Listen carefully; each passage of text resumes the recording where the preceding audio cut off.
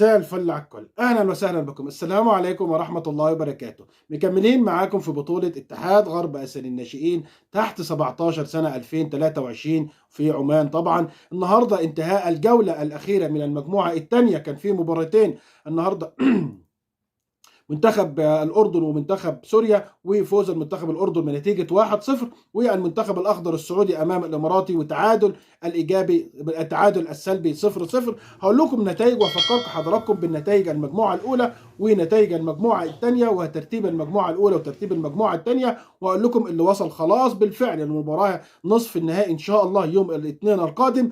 النتائج المجموعة الأولى كان المنتخب اليمن والمنتخب العراق وافتتاح البطولة وفوز اليمن بنتيجة 2-1، وعمان ولبنان فوز عمان 1-0، والعراق ولبنان فوز العراق ب3-0، واليمن وعمان وفوز اليمن 1-0، والعراق وعمان بالتعادل الإيجابي 1-1، واليمن ولبنان وفوز المنتخب اليمني بنتيجة 2-0 على منتخب لبنان. نتائج المجموعة الثانية السعودية وسوريا فوز الأخضر السعودي بنتيجة 2-0، والإمارات والأردن فوز الإمارات بنتيجة 1-0، والتعادل الإيجابي بين السعودية والأردن 2-2، وسوريا والإمارات وفوز المنتخب السوري على المنتخب الإماراتي 1-0، والأردن وسوريا وفوز المنتخب الأردني 1-0.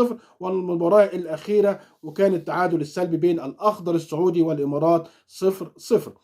الترتيب المجموعة الأولى المنتخب اليمني في المقدمة، فاز لعب 3 مباريات وبالعلامة الكاملة 9 نقاط. العراق في مركز ثاني لعب 3 مباريات عنده 4 نقاط، والعمان في مركز ثالث لعب 3 مباريات طبعا وعنده 4 نقاط، ولبنان في الأخير طبعا من 3 مباريات بدون نقاط. المجموعة الثانية الأخضر السعودي في المقدمة عنده 3 مباريات عنده 7 نقاط. الأردن في المركز الثاني 3 مباريات 4 نقاط، والأردن مركز ثالث 3 مباريات 4 نقاط، وسوريا في الأخير عنده 3 نقاط. الأردن والإمارات متعادلين في النقاط، لكن فوز الأردن بسبب الأهداف وطبعا المواجهات المباشرة بينهم كان فوز المنتخب الإماراتي على الأردن بنتيجة 1-0، فطبعا ده يصب في مصلحة المنتخب الإماراتي والصعود للمباراة قبل النهائي بإذن الله. المباراة قبل النهائي إن شاء الله يوم الاثنين القادم. أصبح المنتخب اليمني مع المنتخب الإماراتي، المنتخب اليمني مع المنتخب الإماراتي. المنتخب اليمني متصدر المجموعة الأولى مع ثاني المجموعة الثانية اللي هو الإمارات، ومتصدر المجموعة الثانية اللي هو المنتخب الأخضر السعودي مع ثاني المجموعة الأولى اللي هو المنتخب أسود الرافدين المنتخب العراق. هتكون مباريات صعبة وهتكون مباريات فيها إثارة ومتعة للفريقين والجماهير. هتكون طبعا ان شاء الله المباراتين في يوم واحد ان شاء الله يوم الاثنين القادم، ومباراة النهائي باذن الله تعالى هتكون يوم الاربع القادم باذن الله ان شاء الله. صراحة متعونا وكل المتعة والاثارة والجمال من اشبال اسيا.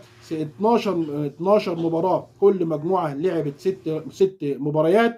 صراحة أمتعتونا، وإن شاء الله بإذن الله تكمل على خير وتكون يعني في ثمار هذه اللعيبة، ونشوفها امتداد لكل المنتخبات الوطنية بإذن الله تعالى. إن شاء الله مكملين معاكم بإذن الله يوم الاثنين القادم. بفكر حضراتكم اليمن في مواجهة الإمارات، والأخضر السعودي في مواجهة العراق في مباراة نصف النهائي.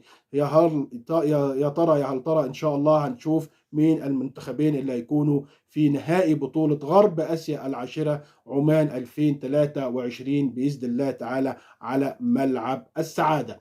شكرا لحضراتكم، شكرا لاخواتي وحبايبي في كل مكان. ما تنسوش دايما تدعمونا باللايك والاشتراك في القناة. دمتم في امان الله وحفظه. السلام عليكم ورحمة الله وبركاته.